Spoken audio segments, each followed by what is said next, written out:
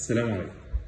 نسأل السؤال اللي كلنا بنقع فيه: ليه كلنا ما بنكملش في الدايت؟ أو ساعات كتير بعد ما أخلص دايت وألاقي نفسي نزلت الوزن اللي أنا عايزه برجع تاني لنفس الوزن اللي كنت عليه، وليه ما عنديش إرادة وما عنديش استمرارية؟ مشكلتنا الأساسية مش في إزاي بنعمل دايت، هي مشكلتنا كلنا إزاي نقدر نفهم مرض السمنة نفسه عامل إزاي. مرض السمنة هو عبارة عن مرض مزمن. يعني إيه مرض مزمن؟ زي الضغط وزي السكر، يعني مرض بتعايش معاه، مش باخد العلاج فترة أو بمشي على الدايت فترة وبعد كده بوقف العلاج، لا. زائد اللي احنا مينفعش نلوم نفسنا اللي احنا أصبنا بالسمنة، نلوم نفسنا بس اللي احنا مش قادرين نعمل كنترول على الموضوع السمنة. يبقى احنا ملناش ذنب اللي احنا أصبنا بمرض السمنة، لكن لينا ذنب اللي احنا ما قدرناش نعمل كنترول عليه. يبقى احنا ما بنلومش نفسنا اللي احنا أصبنا بالسمنة، لا، احنا المشكلة مش في الأكل أو ما بعملش رياضة، هي المشكلة اللي أنا طبيعة جينات جسمي بتوصلني لمرض السمنة. يبقى أنا الدور بتاعي الأساسي اللي أنا أوصل، اللي أنا أقدر أعمل كنترول عليه.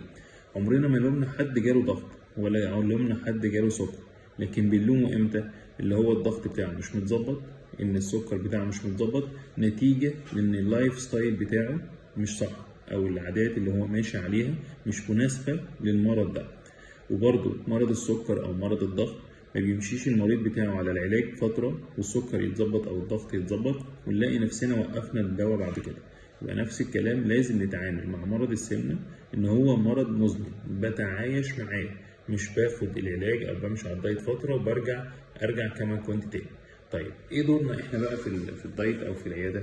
احنا بنساعد بعض اللي احنا نحط ايدينا على المشكله الاساسيه.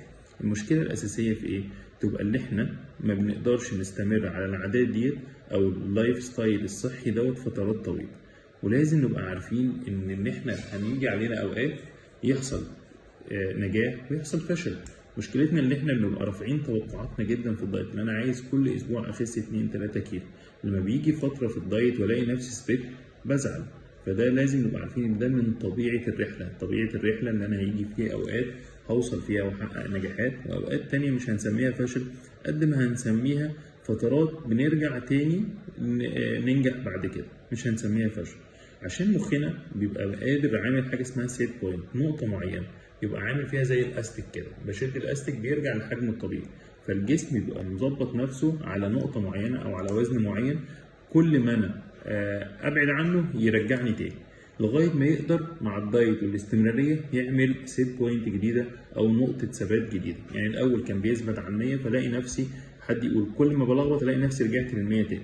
طب لو انا استمريت هبدا ال 100 ديت هتبقى 90، وبعد كده السيت بوينت ال 90 دي تبقى 80.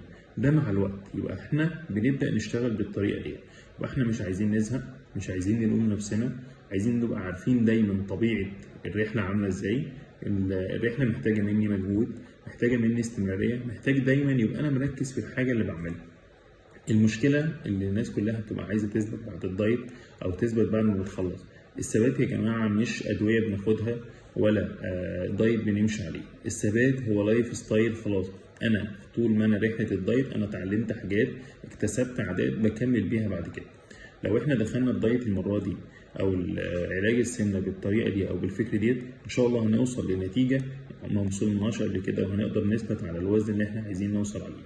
يبقى ما تلومش نفسك او ما تلوميش نفسك اللي احنا اصيبه بالسمنه، لوم نفسك بس واعرف ان المشكله عندك بس اللي انت ما قدرتش تعمل كنترول، لكن مش غلطتك او غلطتك اللي انت اصبت بالسمنه، لا، دي حاجه طبيعيه، حاجه جينات جسمك بتوصلك لكده، لكن دورك انت الاساسي اللي احنا نقدر نعمل كنترول على الموضوع ده. لو اتبعنا الحاجات دي ان شاء الله ونساعدنا بعض هنوصل للي احنا عايزينه وهننجح في رحلتنا باذن الله في علاج السمنه. يو كان مع بعض ان شاء الله عشان نبقى احسن. شكرا لكم.